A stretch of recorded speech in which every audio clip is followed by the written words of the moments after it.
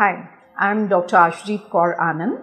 I'm the Clinical Director at PCMH Restore Health, Bangalore, and the Founder Director of Aviksha, a home-based primary care at PCMH Restore Health. My expertise is in HIV, palliative care, and the elderly care. So, the HIV virus multiplies within the CD4 cell, and as it multiplies, it destroys the CD4 cell when it releases the millions of virons into the bloodstream.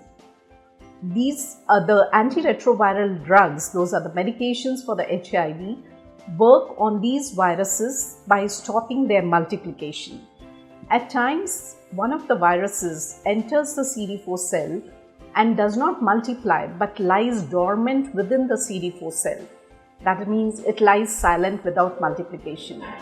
And if the ART medications do not affect this silent virus lying within the CD4 cell, and therefore these viruses are untouched by the medications, and these CD4 cells are called the reservoirs because the virus just lies dormant there.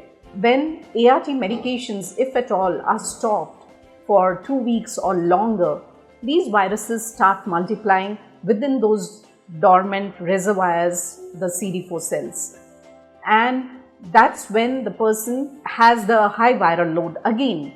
So it is important for a person to continue medications for longer time, forever, and without stopping in between. So it is very important that you see your doctor, the HIV physician you are seeing, and get the appropriate treatment so that a continuous treatment is done for you without stopping in between.